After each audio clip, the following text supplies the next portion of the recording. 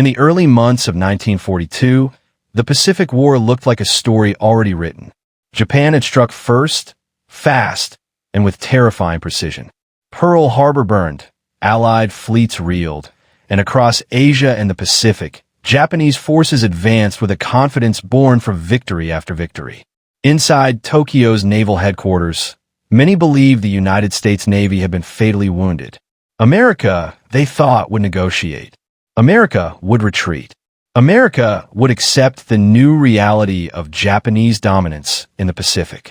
That belief was not foolish bravado. It was built on years of planning, doctrine, and experience. The Imperial Japanese Navy had trained obsessively for a decisive battle. Its carrier aircrews were among the best in the world, hardened by combat in China and sharpened by relentless exercises. Their carriers, Akagi, Kaga, Soryu, and Hiryu, were the elite striking arm of a fleet that had humbled the British at Singapore and smashed American battleships at Pearl Harbor. By early 1942, these four carriers formed the core of the WWII, the most powerful naval force ever assembled. From a Japanese perspective, the United States was a sleeping giant, yes, but a slow one. Industrial strength mattered, but wars were decided by will, shock, and decisive blows.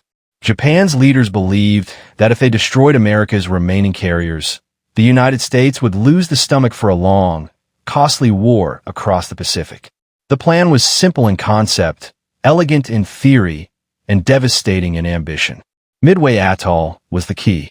Midway was small, isolated, and seemingly insignificant, a speck of coral and sand thousands of miles from Japan.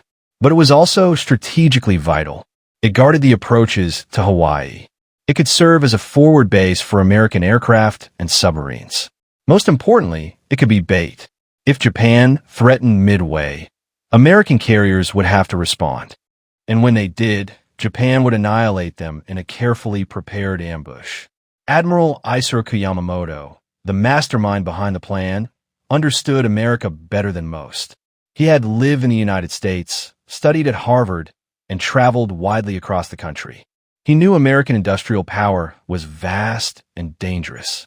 But he also believed that one more crushing blow, one that destroyed America's carrier force, might break American resolve before that industrial power could fully awaken. The Japanese plan for Midway was extraordinarily complex. Too complex, as it would turn out. The fleet was split into multiple task forces spread across hundreds of miles. There were invasion forces, decoy forces, and striking forces, all timed to the minute. The assumption was absolute surprise and absolute superiority. The Americans, the Japanese believed, would stumble blindly into the trap. What Japan did not know, what Japan never expected, was that the Americans were already listening. Months before Midway, U.S. Navy cryptanalysts had been fighting a quiet, invisible war. In dark rooms filled with paperwork, coffee cups, and exhaustion, men and women worked to crack Japan's naval codes. Slowly, painfully, they pieced together fragments of messages. Patterns emerged. References repeated. A mysterious location called AF appeared again and again. Plus AF Midway. To confirm it, American intelligence played a dangerous game. They sent an unencrypted message from Midway reporting a breakdown in the island's water distillation system. Soon after, Japanese intercepts mentioned that AF was experiencing a water shortage. The truth was undeniable. Japan was coming for Midway. For the first time in the Pacific War, the United States had something it desperately needed: foreknowledge. Admiral Chester Nimitz, commander of the U.S. Pacific Fleet, faced a brutal decision. His forces were outnumbered. His carriers were damaged. USS Yorktown had barely survived the Battle of the Coral Sea and was rushed into Pearl Harbor for repairs that normally would have taken months. Shipyard workers labored around the clock, patching holes, restoring engines, and sending Yorktown back to sea in just 3 days. Nimitz chose to fight anyway. He positioned his carriers where Japan did not expect them, northeast of Midway, hidden by the vastness of the Pacific. The American plan was simple compared to Japan's. There would be no elaborate deception, no sprawling formations. The carriers would wait. When the Japanese struck Midway, American planes would strike back. On the morning of June 4th, 1942, Japanese aircraft roared into the sky. Their pilots were confident, experienced, and deadly. They attacked Midway with precision, damaging installations but failing to destroy the island's airfields. As the first wave returned to their carriers, reports came in that Midway was not neutralized. A second strike would be needed. At the same time, Japanese scouts searched for American ships. One critical scout plane launched late. Another failed to report clearly. The vast ocean hid the American carriers just long enough to matter. On the decks of the Japanese carriers, chaos slowly crept in. Not panic, but uncertainty. Aircraft were armed and rearmed. Torpedoes were swapped for bombs, then swapped again. Fuel hoses snaked across hangar decks. Bombs and torpedoes lay exposed. The carriers were at their most vulnerable. Then the reports came. American carriers had been sighted. The trap was supposed to snap shut on the Americans. Instead, the clock began to work against Japan. American torpedo squadrons attacked first. They flew low and slow, straight into a wall of anti-aircraft fire and Japanese fighters. They were slaughtered. Plane after plane was torn from the sky. Pilots died, knowing they had almost no chance of survival. But their sacrifice mattered. Japanese fighters were pulled down low, chasing torpedo planes. The sky above the carriers was suddenly less protected. And then, almost without warning, American dive bombers appeared. They came out of the sun, screaming down from high altitude. In minutes, just minutes, the balance of power in the Pacific changed forever. Bombs slammed into Akagi. Kaga erupted in flames. Soryu was mortally wounded. Fires raged, fueled by aviation gas, and armed munitions scattered across the decks. Hiryu struck back, damaging Yorktown badly. But it was not enough.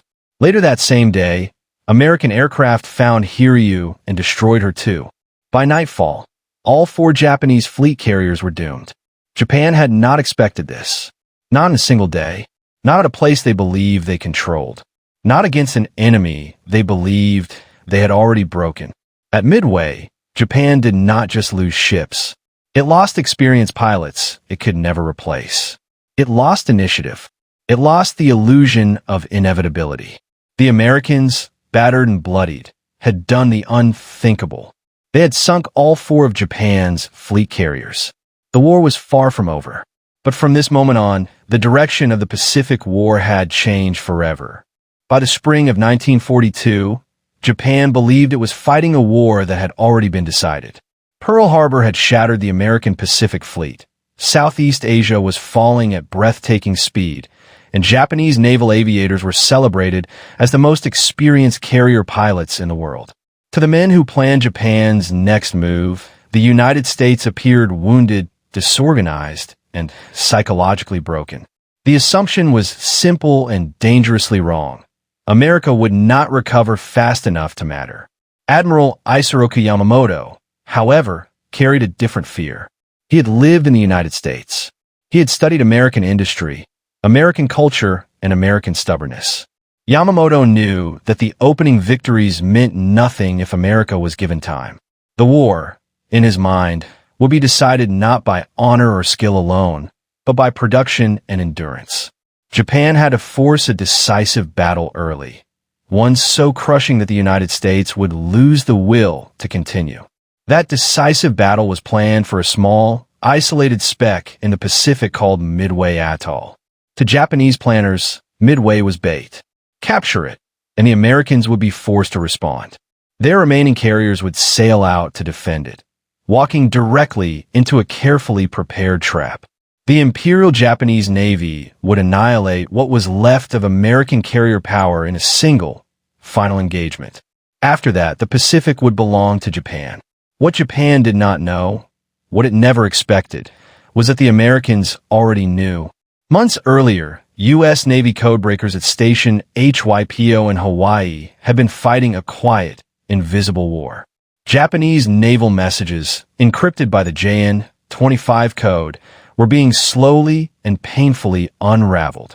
It was not a clean break. It was fragments, guesses, probabilities. But gradually, a picture formed. A major Japanese operation was coming. Its target was designated only as AF. The Americans suspected AF meant Midway, but suspicion was not enough to gamble the remaining carriers of the Pacific Fleet. So they set a trap of their own. Midway sent a plain, unencrypted message reporting a breakdown in its water distillation system. Shortly afterward, Japanese intelligence intercepted a coded message stating that AF is short on water. There was no longer any doubt. While Japanese commanders believed secrecy was absolute, Admiral Chester Nimitz was now reading their intentions like a map. He knew the timing. He knew the direction. And most importantly, he knew Japan would commit all four of its frontline fleet carriers, Akagi, Kaga, Soryu, and Hiryu, the same carriers that had struck Pearl Harbor. America's position was still desperate. The USS Lexington was gone, sunk in the Coral Sea. The USS Yorktown had been badly damaged and was supposed to be out of action for months. Only two operational fleet carriers remained, Enterprise and Hornet. Against Japan's four veteran carriers and their elite air crews, the odds were brutal. But America made a decision that Japan never imagined possible. The Yorktown was repaired in 72 hours. Dockyard workers labored day and night, ignoring exhaustion, ignoring safety, ignoring the normal rules of naval engineering. Damage that should have taken weeks was patched just well enough to fight. The ship sailed with scars still visible, its crew fully aware that one more serious hit might be fatal. But it would sail. To Japanese reconnaissance, Yorktown was invisible. They believed it destroyed. They believed America could only field two carriers at most. This single assumption would echo catastrophically through the coming battle. As June 1942 began, Japanese forces advanced toward Midway with confidence bordering on arrogance. Their plan was complex, involving multiple task forces spread across hundreds of miles. It relied on precision, timing, and the belief that the enemy would behave exactly as predicted. The idea that the Americans might be waiting, calmly, deliberately, was never seriously considered. At dawn on June 4th, Japanese aircraft roared off the decks of their carriers, heading for Midway itself. The atoll was pounded by bombs and torpedoes, but it did not fall. Worse, reports soon came back that Midway was not neutralized. A second strike would be required. This is where the fatal moment began to form. Below decks, Japanese carriers were in the middle of rearming their planes. Bombs meant for ships were being swapped for bombs meant for land targets. Torpedoes were being rolled across hangar decks. Fuel hoses lay stretched across the floors. It was the most dangerous state a carrier could be in, loaded with explosives, fuel, and armed aircraft, all tightly packed together. At that exact moment, American carrier aircraft were already in the air. They came in waves, uncoordinated, underarmed, and often without proper fighter cover. Torpedo squadrons were slaughtered almost to the last man. American pilots flew straight into walls of anti-aircraft fire and swarms of Zero fighters. They died by the dozens without scoring a single hit. To the Japanese watching from their decks, it must have seemed like proof that their assumptions were correct. American pilots were brave, yes, but disorganized, inexperienced, and ineffective. Victory still felt inevitable. What they could not see, was that those doomed attacks had dragged Japanese fighters down to sea level, pulled their defenses apart, and left the sky above the fleet suddenly, fatally empty. High above, unseen until it was too late, American dive bombers were arriving. In the next few minutes, the course of the Pacific War would be violently, irrevocably changed. By the early hours of June 4th, 1942, the Japanese carrier force believed it was operating according to a flawless plan. Their fleet had dominated the Pacific for 6 months, crushing Allied resistance from Pearl Harbor to the Indian Ocean. Admiral Isoroku Yamamoto's strategy rested on one assumption above all others: surprise. The Americans, he believed, would react slowly, cautiously, and without clear intelligence. What the Japanese commanders did not know was that their codes had been broken, their intentions read days in advance, and their movements carefully anticipated. As dawn approached, Japanese carriers began launching aircraft toward Midway Island. Fighters, dive bombers, and torpedo planes lifted into the air in carefully timed waves, their pilots confident that this operation would finish what Pearl Harbor had begun. Midway, in their minds, was merely a stepping stone.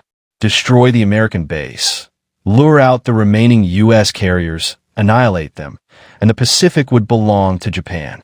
On Midway itself, American radar operators detected incoming aircraft long before the first bombs fell. The island was hit hard, but not fatally. Airfields were damaged, fuel tanks burned, and anti-aircraft guns thundered into the sky. Yet Midway did not fall silent. Even as Japanese aircraft returned to their carriers reporting incomplete destruction, American planes were already scrambling for counterattacks. What followed was a series of desperate, almost tragic assaults by U.S. forces. Torpedo bombers from Midway and from American carriers flew straight into walls of Japanese fighters and anti-aircraft fire. One squadron after another was shredded. Pilots pressed on at wave-top height, releasing torpedoes that often malfunctioned or missed, knowing full well their chances of survival were slim. Entire units were wiped out in minutes. From a Japanese perspective, it seemed proof that American air power was reckless, poorly coordinated, and ineffective. But those doomed attacks achieved something no one planned. They dragged Japanese fighter cover down to sea level. They exhausted pilots. They scattered defensive formations. And most critically, they consumed precious time. Aboard the Japanese carriers, commanders faced a growing dilemma. Reports from a Midway strike indicated the island was not neutralized. Another attack would be needed. At the same time, scouting reports hinted at American naval forces in the area. Aircraft were being recovered, refueled, rearmed. Bombs were swapped for torpedoes, then swapped again. Fuel hoses ran across hangar decks.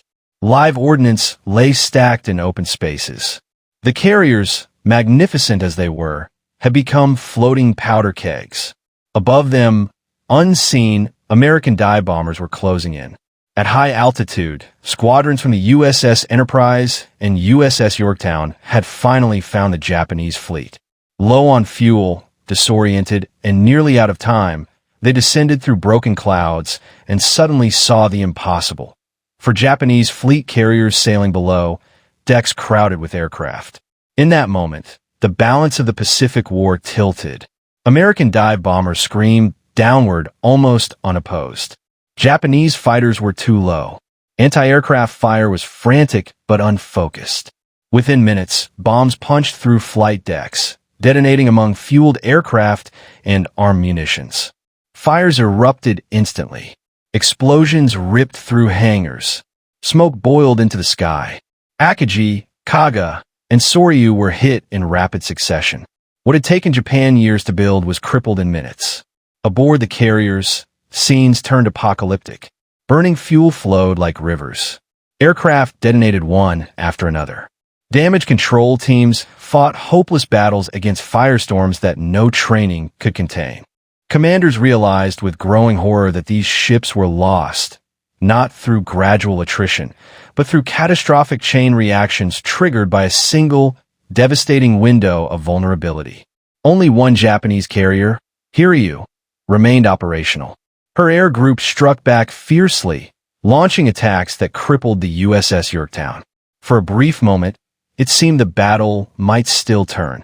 But by afternoon, Hiryu too was found and destroyed by American dive bombers. The last surviving spearhead of Japan's carrier force burned and sank. By nightfall, the sea was littered with wreckage, oil slicks, and the debris of an empire's ambition. For fleet carriers, hundreds of elite pilots and irreplaceable air crews were gone. Japan had not merely lost ships. It had lost experience, training, and institutional memory that could never be rebuilt at the same scale. In Tokyo, the magnitude of the disaster would take time to fully sink in. Official statements minimized the losses. The public was shielded from the truth. But inside the Naval Command, reality was unavoidable. The initiative had passed. The myth of Japanese invincibility was shattered. For the Americans, Midway was more than a victory. It was proof that Japan could be beaten, that intelligence mattered, that industry, training, and adaptability could overcome early defeat. And most importantly, that the war in the Pacific would not be decided by surprise attacks or decisive single blows, but by endurance. The carriers sunk at Midway were never replaced. New ships would come, but the men who flew from those decks, who trained for years to fight as a coordinated elite, were gone forever. From this point forward, Japan would fight defensively, reacting to American moves rather than dictating them. Midway did not end the war, but it ended Japan's chance to win it. And as the smoke drifted away from the burning carriers, the Pacific fell silent for a moment, marking the instant when the course of history changed at sea.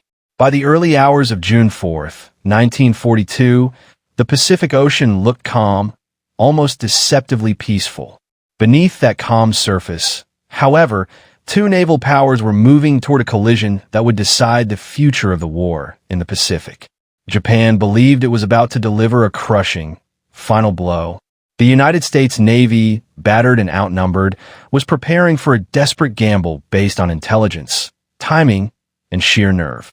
For Japan, the plan seemed flawless. The Imperial Japanese Navy had dominated the seas since Pearl Harbor. British warships had been sunk, American battleships lay shattered, and Japanese carrier pilots were widely regarded as the best in the world. The Midway operation was designed to lure the remaining American carriers into a trap and destroy them once and for all. With U.S. naval power eliminated, Japan believed Washington would be forced to negotiate. What Japan did not realize was that the Americans already knew where and when the trap would be set. In Hawaii, inside a nondescript building at Pearl Harbor, U.S. Navy cryptanalysts had been fighting a silent battle of their own. Japanese naval codes, particularly the JN-25 system, were complex and constantly changing. But through months of painstaking work, American codebreakers had begun to see patterns. Messages referred repeatedly to a target labeled simply as AF. The Americans suspected AF meant Midway Island, but suspicion was not enough. They needed confirmation. In a quiet act of intelligence brilliance, Midway was ordered to transmit an unencrypted message stating that its fresh water supply had broken down. Shortly afterward, Japanese intercepts reported that AF was short on water. The trap was revealed. Admiral Chester W. Nimitz now faced an agonizing decision. The U.S. Navy had only 3 carriers available in the Pacific: Enterprise, Hornet, and the hastily repaired Yorktown. Against them stood 4 Japanese fleet carriers: Akagi, Kaga, Soryu, and Hiryu, each with veteran aircrews and a fearsome reputation. On paper, the Japanese advantage was overwhelming. Yet Nimitz chose to fight. Rather than defend Midway directly, he positioned his carriers northeast of the island, hidden beyond the horizon. The plan was brutally simple. Wait until the Japanese carriers launched their first strike, then hit them when their decks were full of fueled aircraft and exposed munitions. It was a plan that depended entirely on timing. If the Americans were too early, they would face fully defended carriers. Too late, and Midway would be destroyed, leaving the U.S. blind. At dawn on June 4th, Japanese aircraft rose into the sky and headed for Midway. Their pilots expected little resistance. What they encountered instead was fierce, disorganized, but relentless American defense. Midway-based fighters were badly outmatched, yet they fought anyway. Anti-aircraft fire filled the sky. Bombs struck the island, but Midway did not fall. As the first Japanese strike returned to their carriers, commanders aboard the flagship Akagi faced a critical choice. Should they prepare a second attack on Midway, or rearm their aircraft with torpedoes to strike the American fleet, which was now suspected to be nearby? This moment, measured in minutes, would decide the war. Japanese decks became scenes of controlled chaos.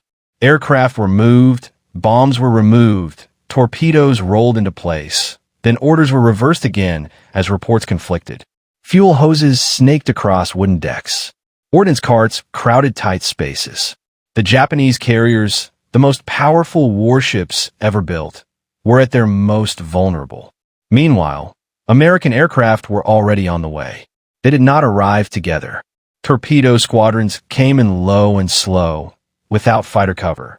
One by one, they were slaughtered by Japanese fighters and anti-aircraft fire. Entire squadrons were wiped out. Pilots flew straight into death, knowing their chances were slim. Their attacks achieved almost nothing, at least on the surface. But they forced the Japanese fighters to stay low. High above, unseen at first, American dive bombers were searching desperately for the enemy. Many were lost. Fuel gauges dropped toward empty. Pilots wondered if the enemy had escaped. Then, suddenly, the ocean below filled with ships. In a matter of minutes, everything changed. American dive bombers rolled over and screamed downward from the sun. Bombs fell with terrifying precision. Akagi was hit. Kaga was hit. Soryu was hit. Fires exploded across flight decks packed with fuel and explosives. Aircraft burned where they sat. Crews fought desperately, but the damage was catastrophic. Within 6 minutes, 3 of Japan's 4 fleet carriers were doomed. Only Hiryu remained operational. Her air crews struck back with ferocity, launching attacks that crippled Yorktown and briefly convinced Japanese commanders that they had sunk 2 American carriers. But it was an illusion born of chaos. Yorktown, battered but stubborn, survived long enough to draw Hiryu into range. By late afternoon, American dive bombers found Hiryu. Bomb struck true. Flames engulfed the carrier. Japan's last remaining fleet carrier at Midway was lost. The unthinkable had happened. Japan had entered the battle believing it would destroy American carrier power in a single decisive engagement. Instead, it lost all 4 of its elite fleet carriers in one day. The pilots who had dominated the Pacific since 1941 were dead or stranded.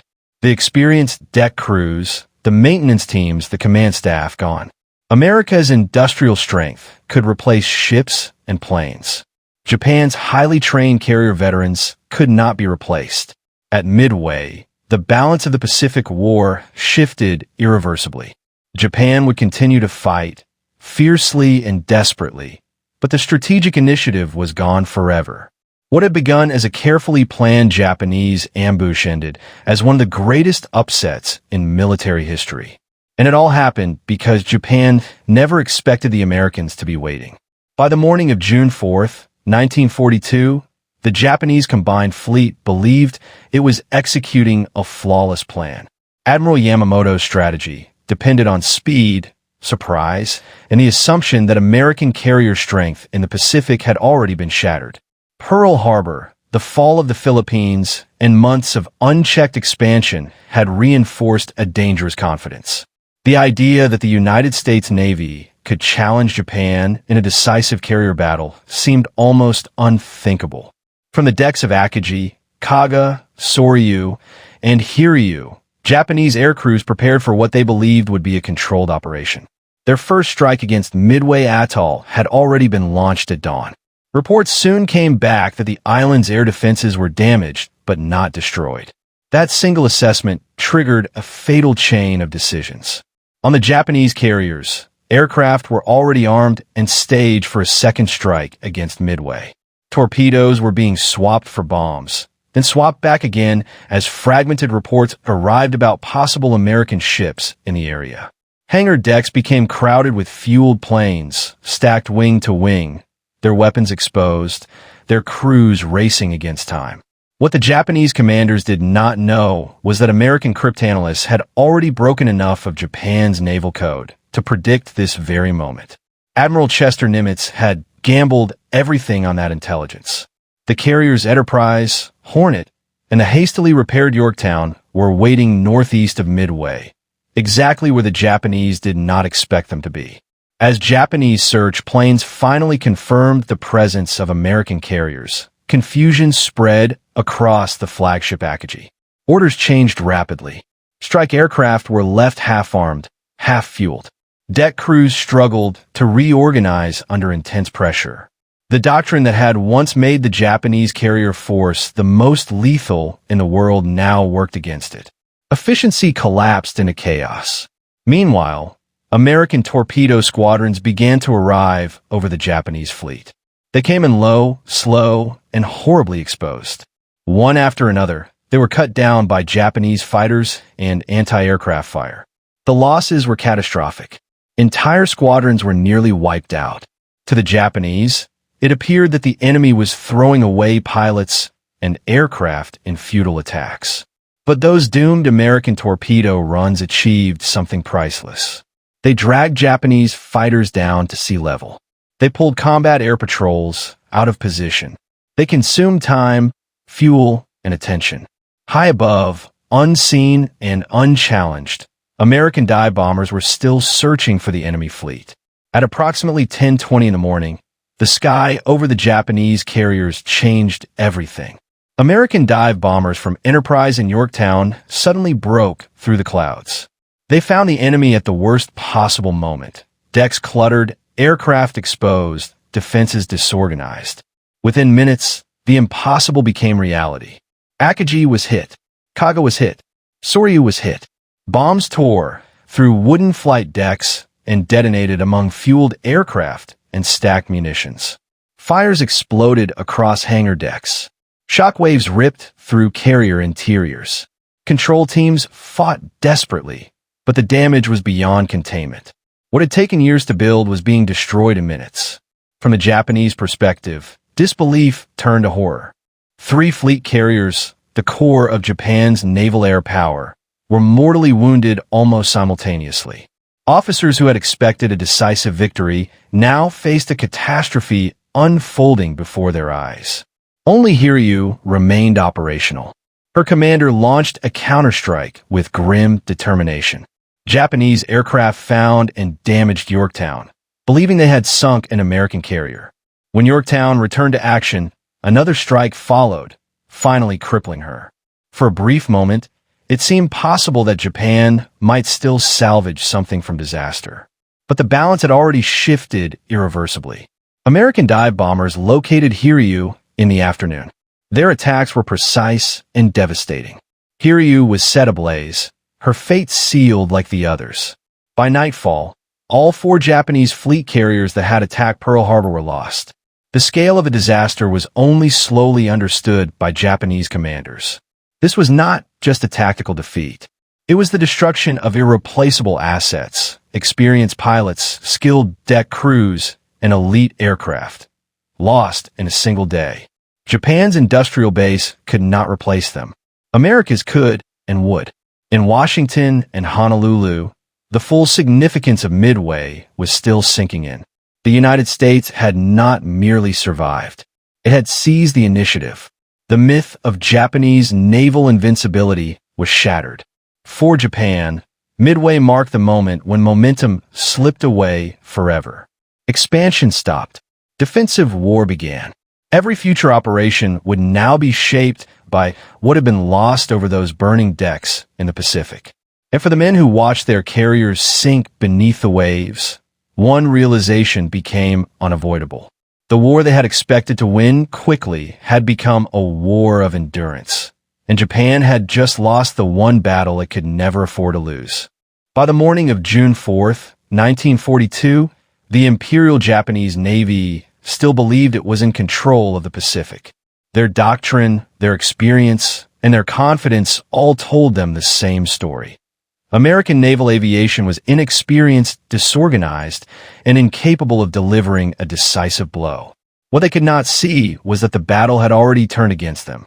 From the decks of the Japanese carriers Akagi, Kaga, Soryu, and Hiryu, aircraft were being armed and rearmed in frantic cycles. Bombs were swapped for torpedoes, torpedoes for bombs. Fuel hoses lay across hangar decks. Aircraft were crowded wingtip to wingtip. It was a floating arsenal balanced on a knife's edge. Admiral Nagumo hesitated. Reports from scouting planes were incomplete, delayed, and confusing. One American task force had been located, but the size and composition remained uncertain.